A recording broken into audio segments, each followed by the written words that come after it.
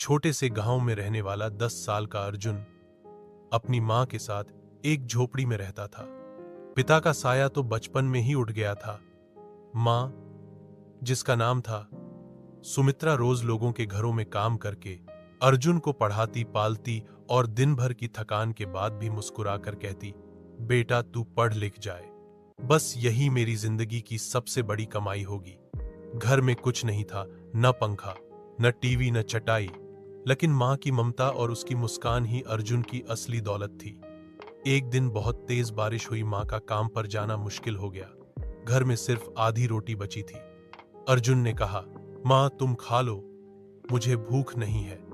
लेकिन मां ने रोटी का वो टुकड़ा 2 हिस्सों में बांटा और मुस्कुराकर कहा, तेरा हिस्सा बड़ा है, तुझे बड़ा आदमी बनना है। अर्जुन को वो रोटी बहुत स्वादिष्ट लगी क्योंकि उसमें मां की ममता मिली थी। वक्त बीता, अर्जुन ने मेहनत की, पढ़ाई की और एक दिन बड़ा अफसर बन गया। एक बड़ा घर, गाड़ी, नौकर, सब कुछ था। लेकिन मां अब बूढ़ी हो गई थी।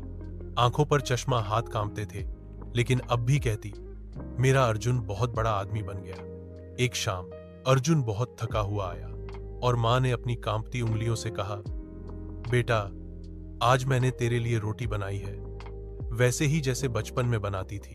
अर्जुन ने रोटी का एक टुकड़ा खाया और उसकी आंखों से आंसू बह निकले। मां, इस स्वाद को मैंने कहीं नहीं पाया। ये रोटी नहीं, ये तेरी ममता है। मां मुस्कुराई, लेकिन उसके चेहरे पर एक सुकून था। शायद उसे अब कोई गम नहीं रहा। अर्जुन ने मां के पैरों को छूते हुए कहा, तू ही मेरी असली दौलत है मां, और तेरे बिना मेरी सफलता अधूरी है। सीख, दुनिया चाहे जितनी भी बड़ी हो जाए, मां का प्यार और उसकी ममता सबसे अनमोल होती है। वो एक रोटी का टुकड़ा भी हमें जिंदगी भर का स्वाद दे जाता है।